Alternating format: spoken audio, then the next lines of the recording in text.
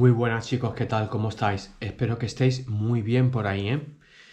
Bien, el motivo de traeros este vídeo de hoy es la liquidación del presupuesto. Es un tema muy importante, tanto si te vas a presentar a interventor tesorero de entrada como a secretario interventor. Tienes que tener unos conocimientos mínimos de lo que es la liquidación del presupuesto. Es uno de los elementos más importantes de la contabilidad. Cuando llega el 31 de diciembre, las cuentas se cortan. Y entonces, pues, durante ese año, lo que hace la liquidación del presupuesto es darte el resultado de la gestión. Te va a dar, sobre todo, cuatro magnitudes muy importantes, que son los derechos pendientes de cobro y obligaciones pendientes de pago, el resultado presupuestario, los remanentes de crédito y el remanente de tesorería. En este vídeo te voy a explicar unos conocimientos bastante currados de cada uno de estos elementos contables. Es, mm, es algo desconocido, ¿no? La liquidación del presupuesto a nadie le da mucha importancia a nivel político, pero es fundamental.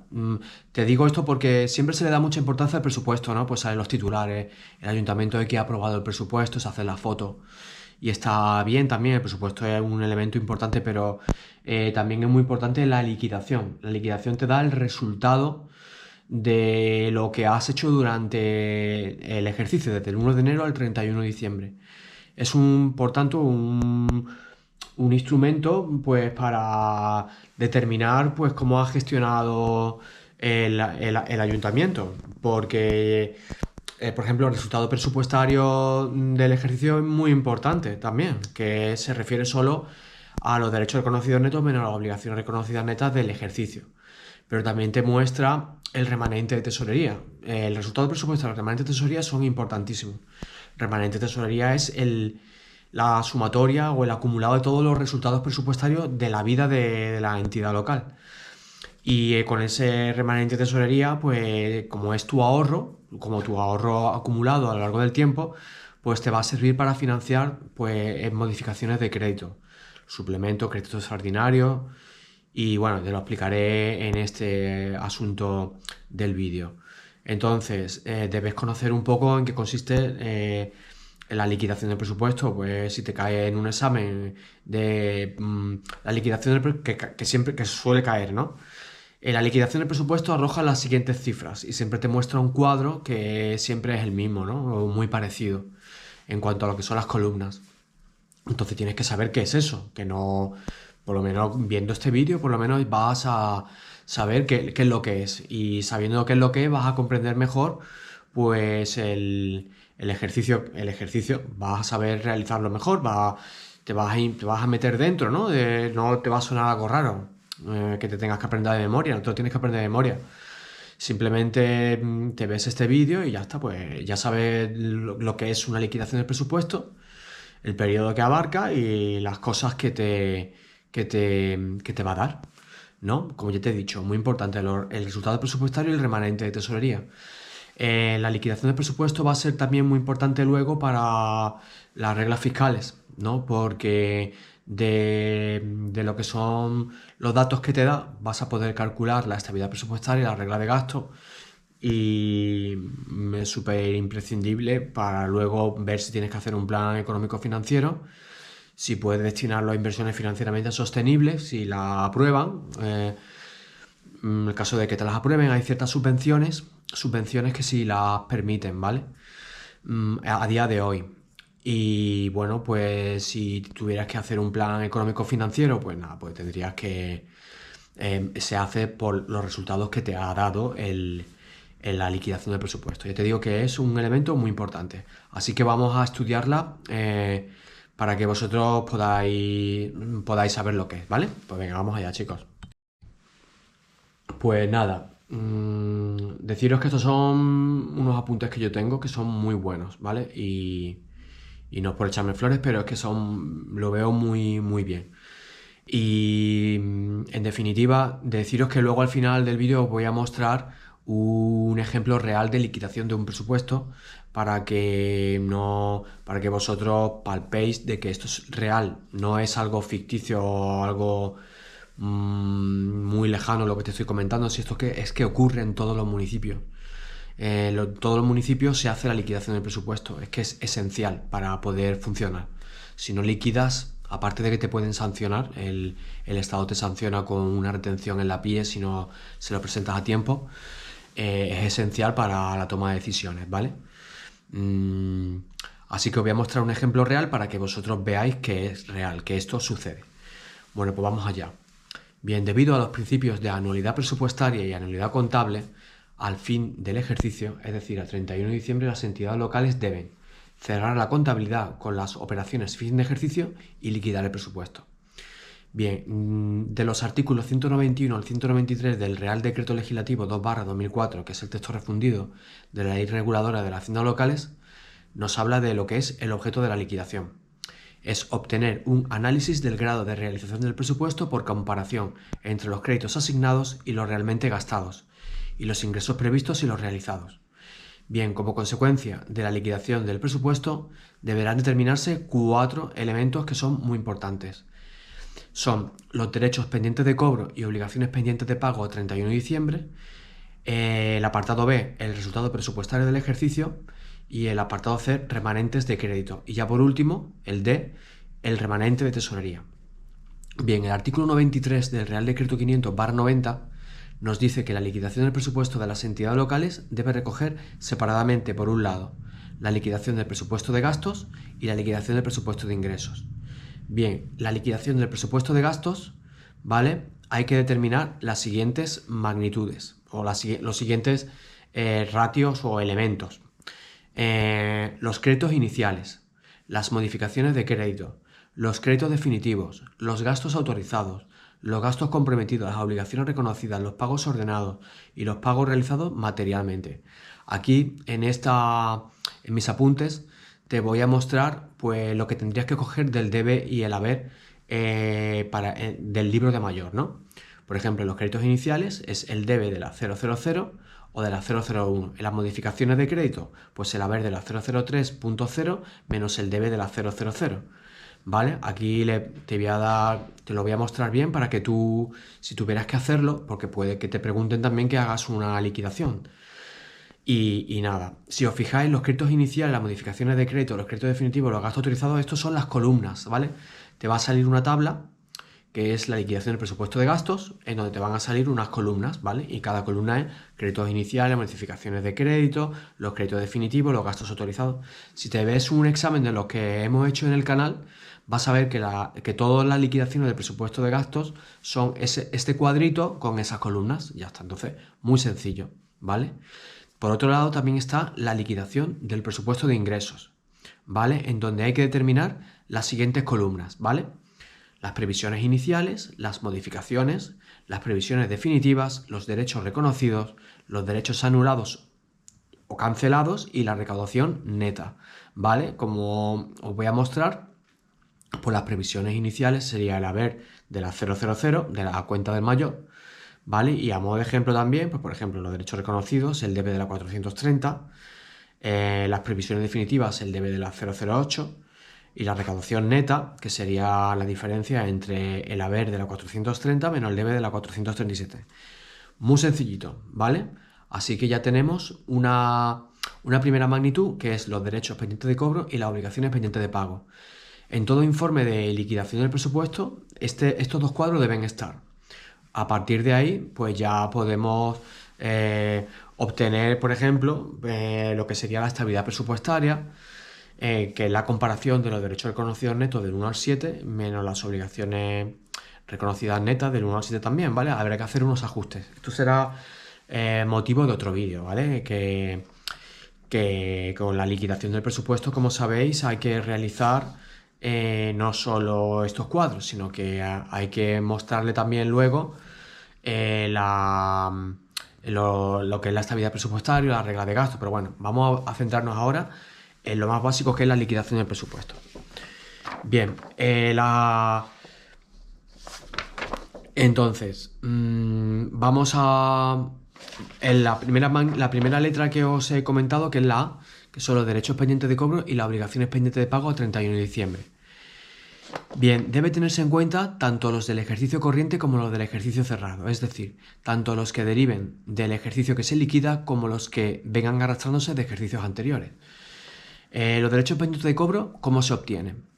Vale, pues si os fijáis, esto es una de las columnas. Ahora estamos hablando de una de las columnas, no de la liquidación del presupuesto de gastos, la liquidación del presupuesto de ingresos que engloba muchas columnas, por así decirlo. Ahora nos centramos en los derechos pendientes de cobro y obligaciones pendientes de pago, que es una columna de la liquidación del presupuesto de gastos para los derechos, para las obligaciones pendientes de pago. Y otra es, pues, los derechos pendientes de cobro para la liquidación del presupuesto de ingresos. Pero bueno, no os quiero liar. Venga, los derechos pendientes de cobro, ¿cómo se obtienen? Bueno, pues son saldos, ¿vale? Recordad siempre que son saldos. Y bueno, pues la 430, si se ha regularizado ya, y si no está regularizada, pues tendremos que quitarle a la 430 la 4339 y la 438, ¿vale? Muy sencillito, si no se ha regularizado todavía. Bien, para presupuestos cerrados, pues la 431, si se ha regularizado ya, y si no se ha regularizado totalmente, pues le tienes que quitar la 434 y la 439, ¿vale? Y las obligaciones pendientes de pago, muy sencillito, la 400 y la 401. Y son siempre saldos, ¿vale? Muy importante que recordéis que son siempre saldos. Bien, vamos a hablar ahora del resultado presupuestario. Bien, con respecto al resultado presupuestario, viene recogido en los artículos 96 y 97 del Real Decreto 500/90, ¿vale? Según la... Pues es siempre los derechos reconocidos netos menos las obligaciones reconocidas netas. Como son netos, pues ya te tiene que venir minorado de los derechos anulados y de los cancelados. Y para el caso de las obligaciones también tendrá que venir ya libre de las anuladas y las canceladas. Es decir, si te dan los derechos reconocidos netos sin regularizar, pues los tienes que regularizar, porque eso se llama neto, ¿no? Porque ya le has quitado los anulados y los cancelados. Y solo son las del ejercicio, ¿de acuerdo? Aquí estos no son saldos, estos son pues lo que tengas para los derechos reconocidos netos en el debe y punto pelota. Te da igual lo que hayas pagado. Tú tienes que poner los derechos reconocidos netos. Lo que hayas cobrado, perdón. Y para las obligaciones reconocidas netas, pues lo que te aparezca en el debe de la 400, ¿vale? Independientemente de lo que hayas pagado, ¿vale? Si lo has pagado todo, pues muy bien, pero tú tienes que reflejarle lo que has reconocido, ¿vale? Es una magnitud presupuestaria y es una magnitud anual. Y decimos que el resultado presupuestario recoge exclusivamente las operaciones presupuestarias del ejercicio y no tiene en cuenta ni las operaciones de presupuesto cerrado ni las operaciones no presupuestarias. Bien, representa en qué medida los recursos presupuestarios obtenidos en el periodo han sido suficientes para financiar los gastos presupuestarios del ejercicio. Es decir, representa si las obligaciones reconocidas han tenido recursos que las financien. Mide el superávit o déficit de financiación del ejercicio por operaciones presupuestarias, es decir, la capacidad o necesidad de financiación de la entidad generado por operaciones presupuestarias del ejercicio. Si da un resultado presupuestario, un resultado positivo, pues estamos hablando de un superávit. Los recursos presupuestarios obtenidos durante el ejercicio han sido suficientes para generar todos los gastos presupuestarios, existiendo además un exceso que incrementará el remanente de tesorería. Si sale un resultado negativo, se ha producido un déficit y minorará, por tanto, el remanente de tesorería. Bien, estamos hablando siempre de derechos reconocidos netos, que es el debe de la 430 menos el haber de la 433 menos el haber de la 438, ¿vale? Y hablando de las obligaciones reconocidas netas, pues el haber de la 400, ¿vale? También tendrás que quitarle las obligaciones, bueno, el haber de la 400, ¿vale? Si hay anuladas y canceladas también se las tendrás que minorar, como vimos antes. Bien, se presenta por agrupaciones presupuestarias, según la regla 79 de la ICAL, ¿de acuerdo? Siempre hay que presentarlo por agrupaciones presupuestarias, ¿vale? Esto es muy importante. Si te da los datos para que hagas agrupaciones presupuestarias, pues lo haces. Si no te lo da, pues no puedes hacerlo, está claro, ¿no? Bien, tenemos que decir que para el resultado presupuestario hay que hacer unos ajustes, ¿vale? tendrás que sumarle el importe de las obligaciones reconocidas que hayan sido financiadas con remanente de tesorería para gastos generales, ¿vale? ¿Y por qué? Pues porque no se quiere que tú incrementes o que minores el resultado presupuestario con aquellas obligaciones reconocidas que han sido financiadas con recursos de otros ejercicios, ¿vale? Ahora mismo no te compliques y tú quédate con esto, con esta gráfica, con este dibujo o con estos apuntes que dicen que le tienes que sumar las obligaciones reconocidas que hayan sido financiadas con remanente de tesorería para gastos generales. Le sumas las desviaciones de financiación negativas del ejercicio y le restas las desviaciones de financiación positivas del ejercicio exclusivamente, ¿vale? Entonces, así en los apuntes míos te digo que el remanente de tesorería, cuando es positivo, constituye un recurso para la modificación de crédito en el presupuesto. Su utilización afecta al resultado y nunca dará lugar al reconocimiento de derechos, debido a que se trata de recursos generados en ejercicios anteriores. Bien. Es decir, se utiliza para financiar modificaciones presupuestarias. Y sigue diciendo los apuntes, se realiza el consumo del superávit acumulado de ejercicios anteriores. Bueno, el remanente de tesorería lo vamos a ver a continuación más detenidamente, ¿vale? Ahora mismo estamos con el resultado presupuestario y ya está. Bien, vamos a hablar ahora de la tercera magnitud, que es más importante en la liquidación del presupuesto, que son los remanentes de crédito. Bien, vienen regulados en el artículo 28.1 del Real Decreto 500/90, ¿vale? Y nos dice que son el saldo de los créditos definitivos no afectados al cumplimiento de obligaciones ya reconocidas. La primera ecuación que vamos a ver es que el remanente de crédito total es igual a los créditos definitivos menos las obligaciones reconocidas. Créditos definitivos es el haber de la 003.0 y las obligaciones reconocidas es el haber de la 400. De la cuenta 400. Bien, lo puedes desglosar en remanentes de crédito comprometidos y en remanentes de crédito no comprometidos.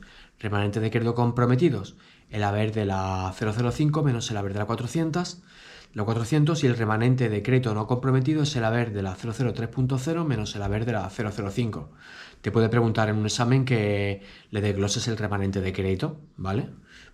Es sencillo, te vas a el mayor o los datos que te dé el supuesto de examen y lo sacas. En realidad es muy fácil.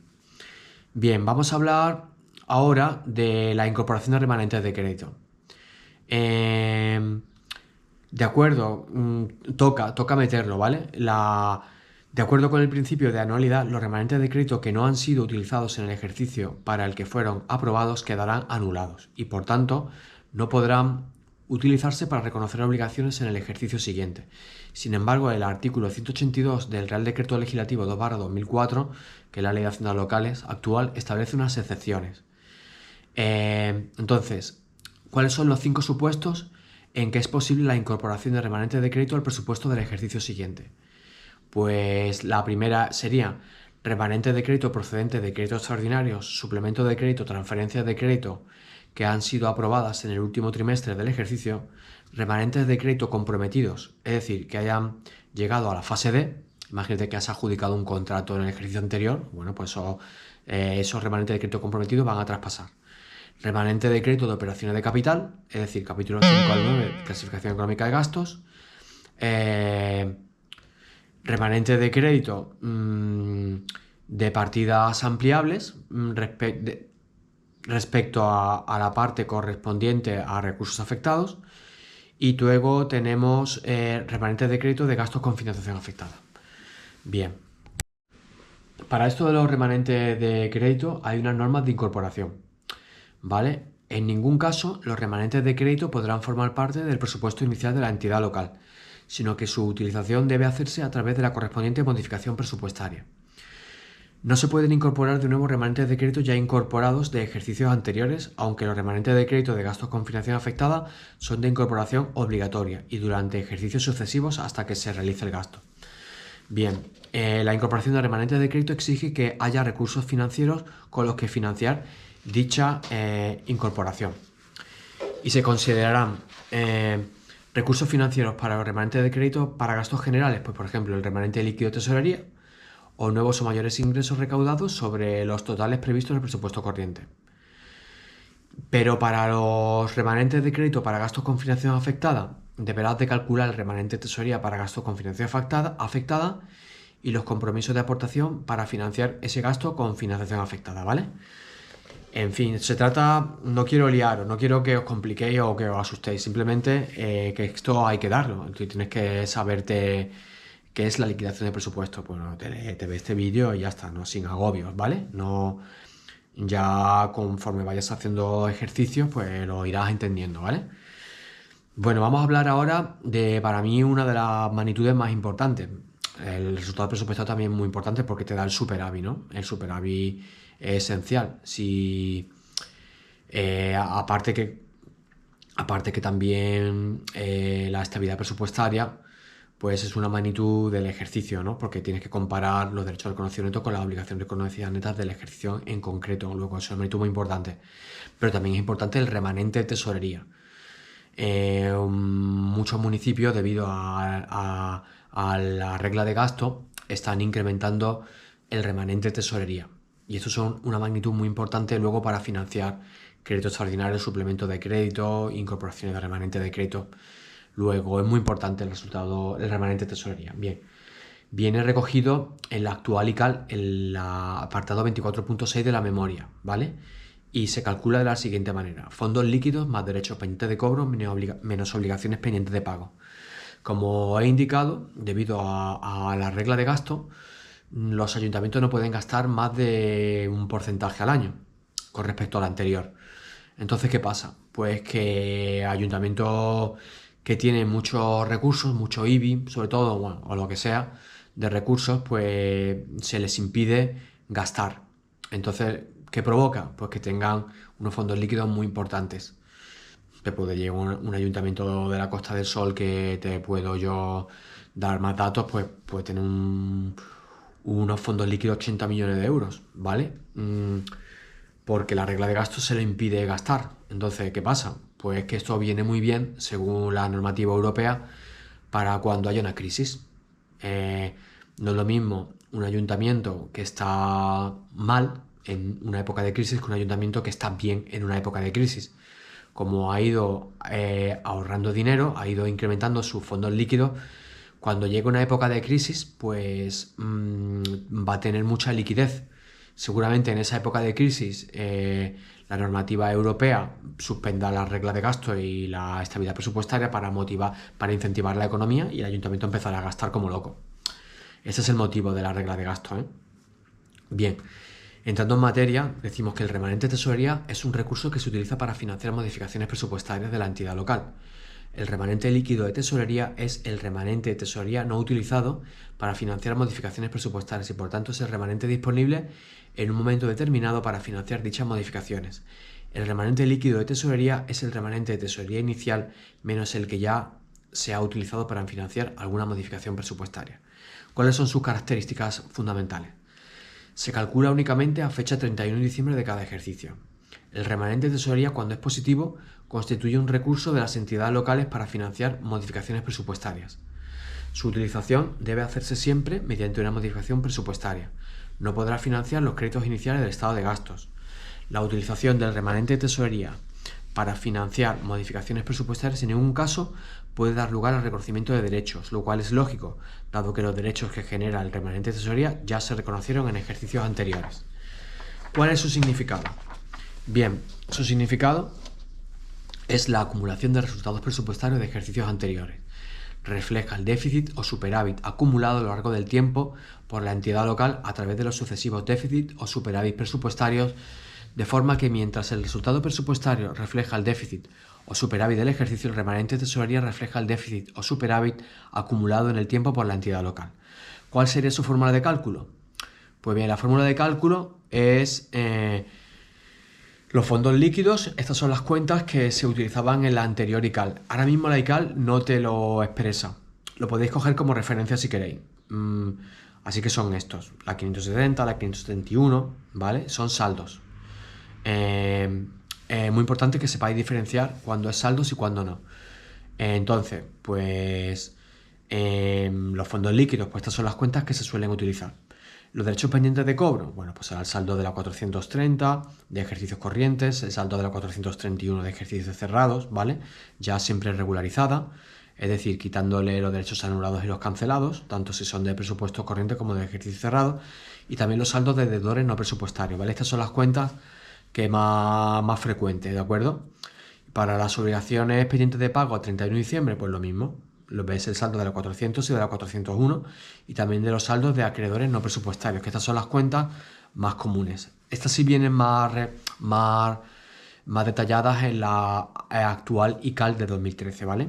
Bien, siguiendo, es muy importante que esto os lo sepáis, ¿vale? De memoria, bueno, si queréis, vais a hacer tantos ejercicios que prácticamente os lo vais a aprender de memoria, pero al examen tendréis que llevar la ICAL, pues la lleváis, ¿vale? Y ya está. O lleváis por lo menos donde aparece regulado en el apartado 24.6 de la memoria, lo tenéis que llevar, ¿vale? Por si os cae una cuenta muy rara, pues que tengáis a mano las cuentas que son. Bien, el remanente de tesorería es una magnitud que representa el ahorro o desahorro acumulado por la entidad local a lo largo de sucesivos ejercicios. Esto supone que el remanente de tesorería solo va a variar como consecuencia de las operaciones presupuestarias de la entidad local y nunca como consecuencia de operaciones no presupuestarias. Esto se debe a que las únicas operaciones que generan gastos o ingresos a la entidad local y por tanto ahorro o desahorro son las operaciones presupuestarias, mientras que las operaciones no presupuestarias suponen simplemente una entrada o salida de dinero y como contrapartida un acreedor o deudor no presupuestario, pero no van a dar lugar a ningún gasto o ingreso y por tanto no generan ahorro ni desahorro. ¿Cuáles son las clases? El remanente de tesorería total se divide en remanente de tesorería disponible para gastos generales y el remanente de tesorería para gastos con financiación afectada. Vamos a verlo. Bien, el remanente de tesorería para gastos con financiación afectada significa lo siguiente. Es el remanente de tesorería para gastos con financiación afectada es el exceso de financiación afectada constituido por la suma de las desviaciones de financiación positivas acumuladas a fin de ejercicio por agentes financiadores. Son desviaciones de financiación acumuladas desde el inicio del gasto con financiación afectada hasta la fecha de liquidación del presupuesto. Son desviaciones de financiación parciales por agentes financiadores y no globales o parciales. Son desviaciones de financiación positivas. El remanente de tesorería para gastos afectados, que será siempre positivo, constituye un recurso para financiar la incorporación de remanentes de crédito correspondientes a gastos con financiación afectada. ¿De acuerdo? Bien, el remanente de tesorería para gastos generales. Bien, vamos a verlo. Este es igual al remanente de tesorería total menos los derechos de difícil o imposible recaudación menos los remanentes de tesorería con financiación afectada. Bien, es muy sencillito, ¿vale? El remanente de tesorería para gastos con financiación afectada y el remanente de tesorería para gastos generales, ¿de acuerdo? Bien, el remanente de tesorería para gastos generales puede ser positivo o negativo. En caso de que sea positivo, constituye un recurso para financiar modificaciones presupuestarias, que son las siguientes: incorporación de remanentes de crédito, créditos extraordinarios y suplemento de crédito, ¿de acuerdo? Muy sencillito. Bien, ¿qué ocurre cuando obtenemos un remanente de tesorería para gastos generales negativo? Vale, pues entonces tenemos problemas. Este ayuntamiento tiene un problema. Entonces, esto se regula en el artículo 193 del texto refundido de la Ley Reguladora de Haciendas Locales, ¿vale? Que os lo cito. En caso de liquidación del presupuesto con remanente de tesorería negativo, el Pleno de la Corporación o el órgano competente del organismo autónomo, según corresponda, deberá proceder en la primera sesión que celebren a la reducción del gasto del nuevo presupuesto por cuantía igual al déficit producido. La expresada reducción solo podrá revocarse por acuerdo del Pleno a propuesta del presidente y previo informe del interventor, cuando el desarrollo normal del presupuesto y la situación de la tesorería lo consintiesen. Bien, si la reducción de gastos no resultase posible, se podrá acudir al concierto de operación de crédito por su importe, siempre que se den las condiciones reguladas en el artículo 177.5 de la Ley de Haciendas Locales actual.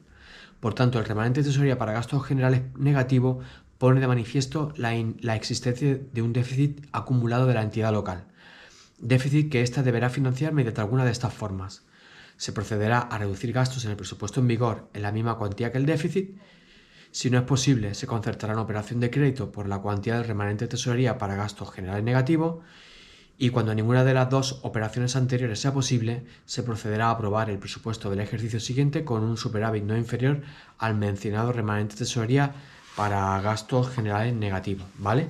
Pues tenéis que aprender muy bien este artículo 193 porque si tenéis un examen tipo test, algo de esto va a caer, ¿de acuerdo? Este artículo 193 es muy preguntable, es muy importante y entonces pues es esencial que os lo sepáis. Chicos, os voy a poner a continuación una liquidación de presupuesto real para que, bueno, por curiosidad la tengáis, que sepáis que esto es real.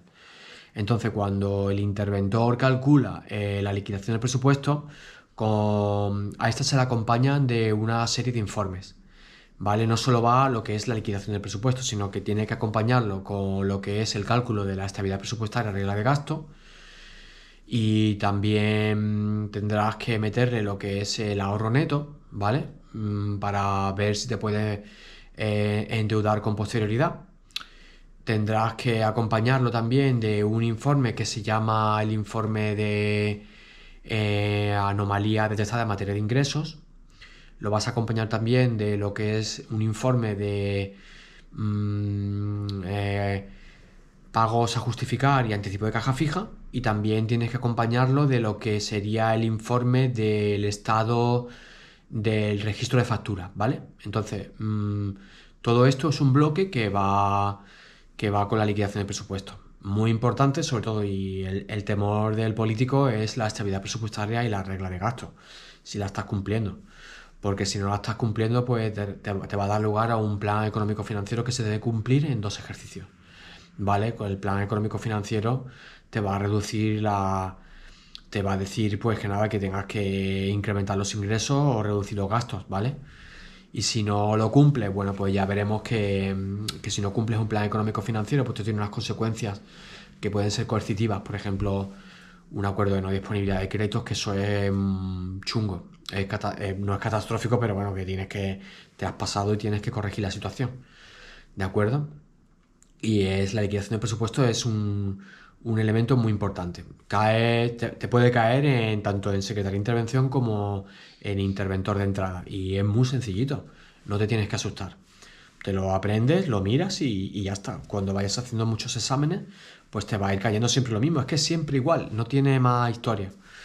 Y el motivo de de incluirte aquí una liquidación de presupuesto real es para que veas que esto es real, que esto no es algo ficticio ni es extraterrestre, que esto es real. Siempre se calcula y es esencial para poder endeudarte luego, porque de la liquidación de presupuesto se saca también el ahorro neto. Ya veremos en algunos exámenes y también te incluiré temario pues cómo se calcula el ahorro neto, que debes de estar con el presupuesto liquidado, debes tener la ejecución del presupuesto de gastos, la ejecución del presupuesto de ingresos y bueno, pues muy interesante, ¿vale? Pues bueno, espero que te haya gustado el vídeo, que hoy es teoría, hoy no es exámenes, pero que es esencial que conozcas lo que es una liquidación del presupuesto. Y entonces nada, pues darle al like si te ha gustado y suscríbete al canal que es gratuito y nos vemos en el siguiente vídeo. Hasta luego.